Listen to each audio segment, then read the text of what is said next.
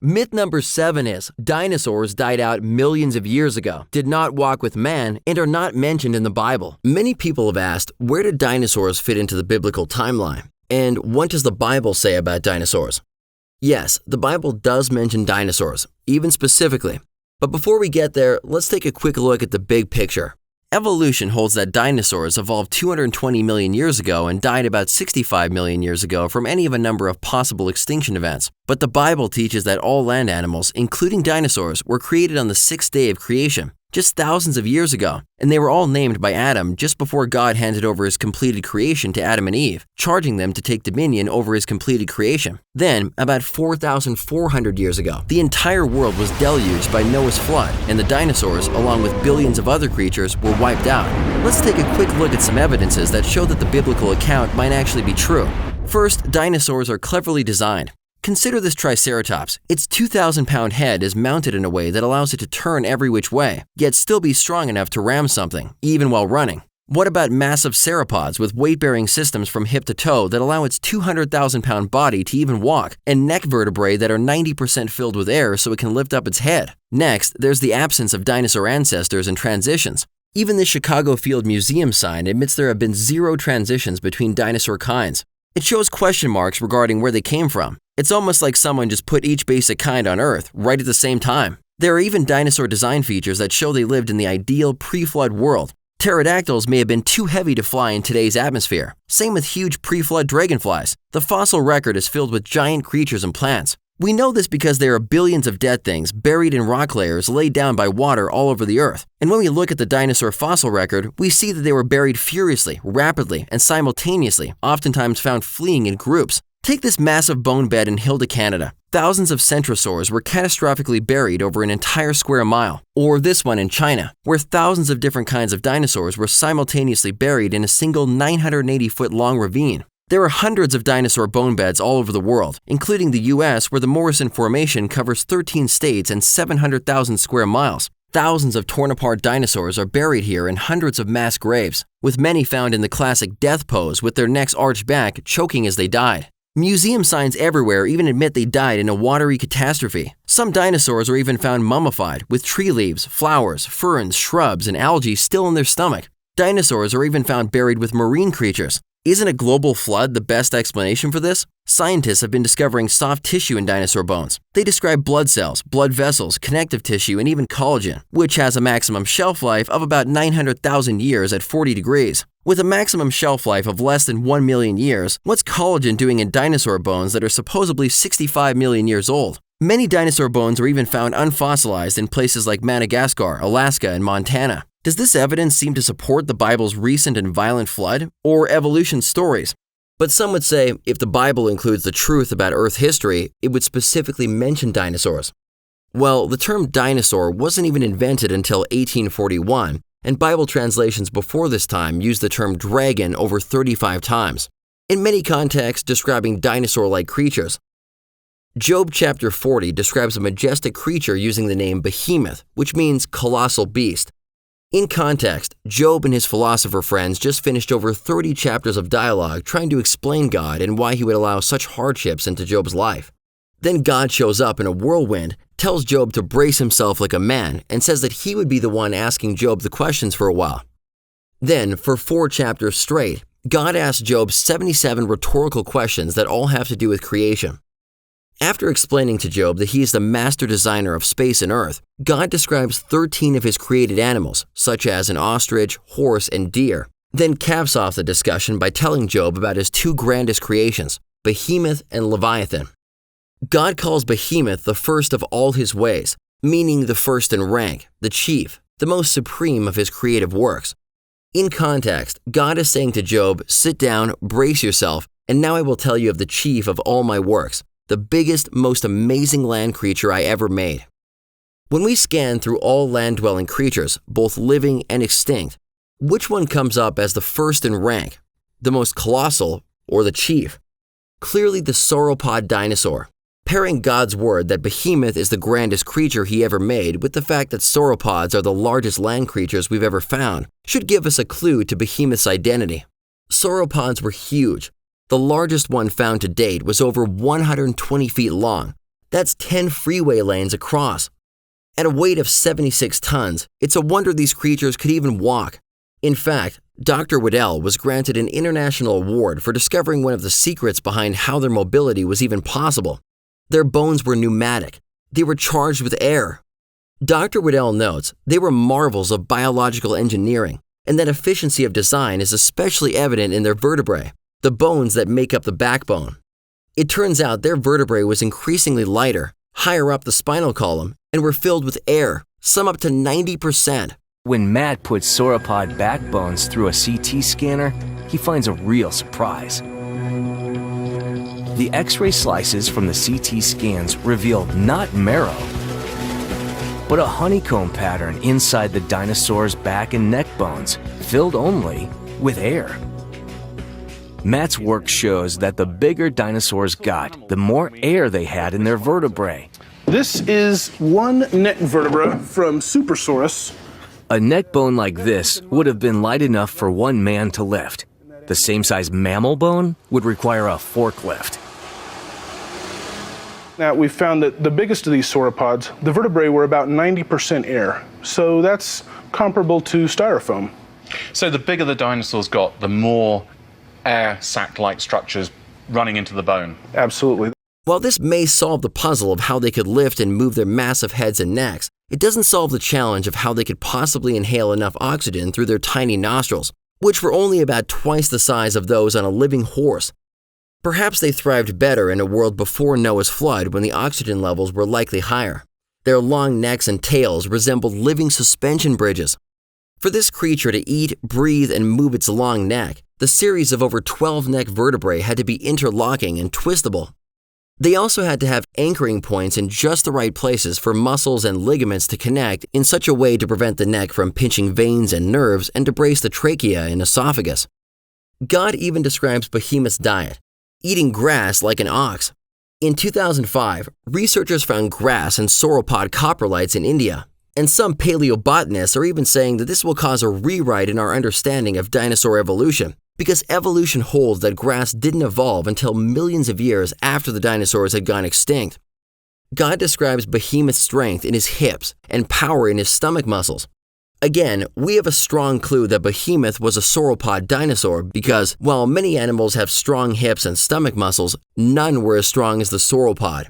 The muscle structure around the hips and stomach that were necessary for sauropods to move, walk, turn, and eat would be incredible. In fact, for some sauropods, like the Diplodocus, its highest point of its core body was the hips, and its whole body balanced on the hips, front to back. Diplodocus was able to rear up on its back legs and balance on its tail like a tripod, making use of the hips to support not just the back half of its body, but the front half too. This required enormous strength in the hip and stomach muscles, considering they lifted tons of its own body into the air.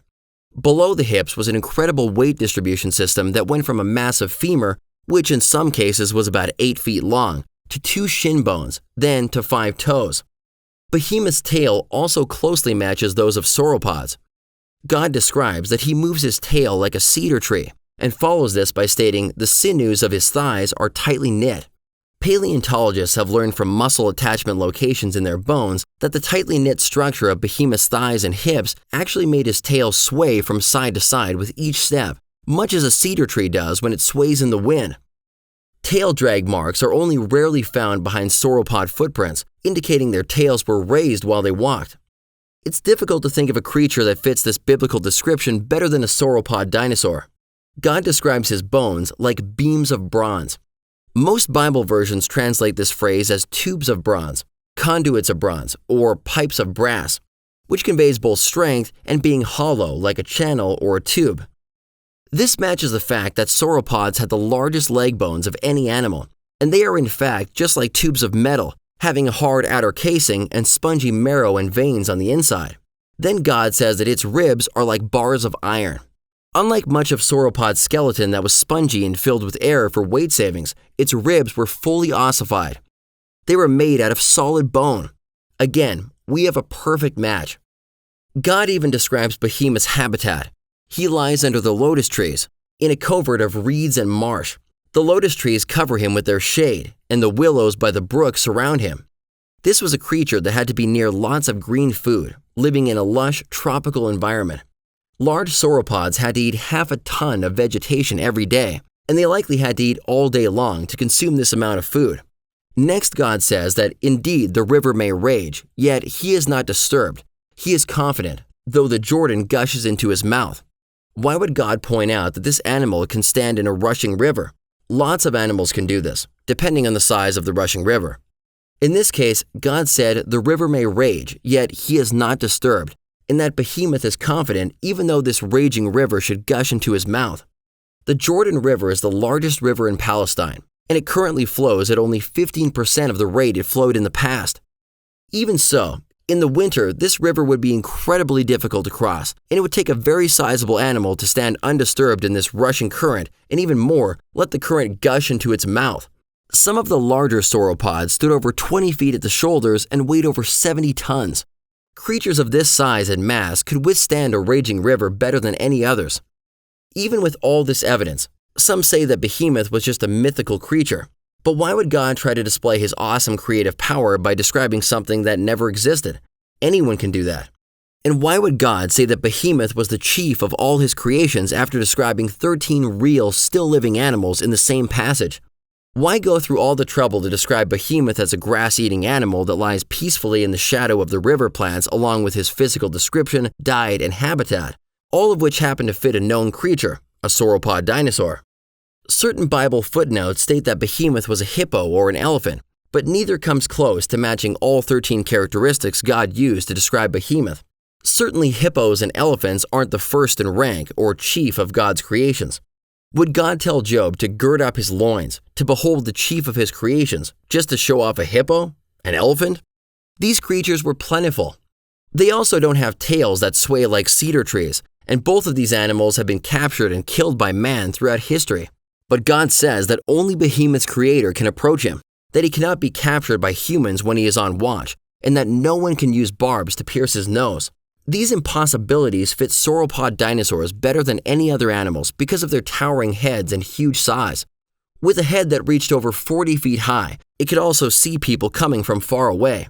Its massive tail also makes him unapproachable. Based on what we know from fossils, some sauropods could cover a 200-foot circle with deadly force using their tails, which could be over 50 feet long and weigh over 13,000 pounds. Recent studies have shown that some sauropods could probably create sonic booms with their tails, just like a whip.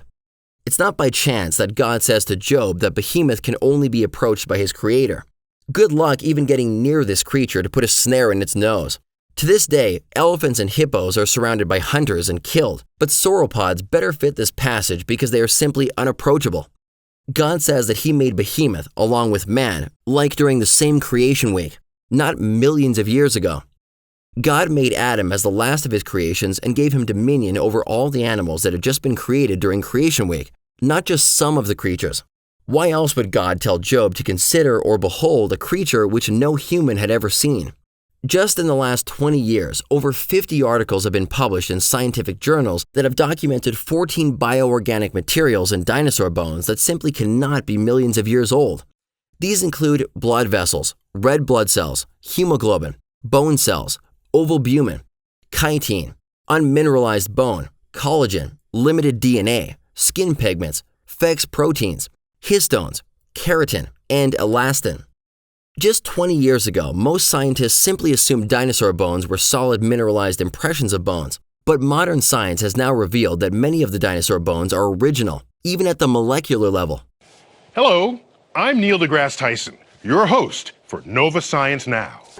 For the last decade, the African island has offered Ray and Christy Rogers a spectacular excavation site. They work in an area of remote grasslands where dinosaur bones literally cover the ground. An ancient graveyard where an unusually large number of dinosaurs died and were entombed by mud flows that preserve their bones. The preservation is unbelievable. The quality of the material is exceptional. This is a piece of bone from the Madagascar locality. It, in many regards, doesn't even look like a fossil. This is typical of the Madagascar material. It is not heavily stained. It's not been invested with iron, with manganese. It doesn't look like a typical fossil. If you didn't know, you might think you're picking up a cow bone today, a bleached cow bone. I was looking at this thing thinking, this is really interesting. It was the inside of the T-Rex bone that fascinated Schweitzer, who made thin sections out of it. And in these cross-sections of fossilized bone, she saw something that she and everyone else had thought was impossible. Round structures that looked like red blood cells. Dinosaur blood cells. Inside those channels where the blood vessels would have run were these little round red structures that were all kind of lined up like a train, and they were bright red and translucent. Nobody else had seen anything like that before. The very idea of blood cells in a 70-million-year-old bone was more than unconventional. It was radical. Nobody was imagining that dinosaurs might have had preserved soft tissues. Derek Briggs is curator of invertebrate paleontology at the Peabody Museum at Yale University. So along comes Mary Schweitzer, and she's starting to look inside dinosaur bones and has made this startling discovery about the presence of red blood cells. What was your initial reaction to that? Oh, I think the same reaction as everybody's, that this was totally improbable. She'd perhaps misinterpreted the evidence or was exaggerating the potential for what she was seeing. So skeptical at first? Oh yeah, definitely. Why do you think it didn't occur to anybody? Because we have this clear understanding that part of all biological cycles involves decay. I mean, nature is set up to break down that material and recycle it. So it's just improbable that those kinds of very delicate structures would survive, particularly for millions of years. When you think about it, the laws of chemistry and biology and everything else that we know say that it should be gone. It should be degraded completely. This is not possible. Do it again. We got another piece of bone. We put it in the solution. We waited 2 or 3 or 4 weeks. Looked again. More blood vessels. We must have repeated that with probably 17 or 18 different fragments of bone. Several ancient cultures have drawings and carvings of sauropod-like creatures. Look at this one from the Amazon rainforest that shows 9 warriors hunting what appears to be a sauropod dinosaur. It even dates to around the time the book of Job was likely written. You can see these amazing pictographs here, allegedly over 5,000 years old. They definitely look authentic. I've seen pictographs all over the world. And we have a hunting scene here with a very large animal in the center. Now we have 1, 2, 3, 4, 5, 6, 7, 8, 9 hunters. And you can see this hunter here is raising his spear, getting ready to spear this animal. Obviously, these people saw this animal alive. They didn't dig up the bones. They saw it living, breathing. They were hunting this animal. Well, what is it? Well, there's a lot of people that aren't sure what it is, but it sure looks like a dinosaur. It's got the long neck, the small head, the big body, and the large tail. Some have suggested maybe this is a camelid like a llama, but llamas don't have big, large tails like that. Many reptiles do. But according to the theory of evolution, dinosaurs went extinct at least 65 million years ago. What in the world were people just over 5,000 years ago doing hunting them?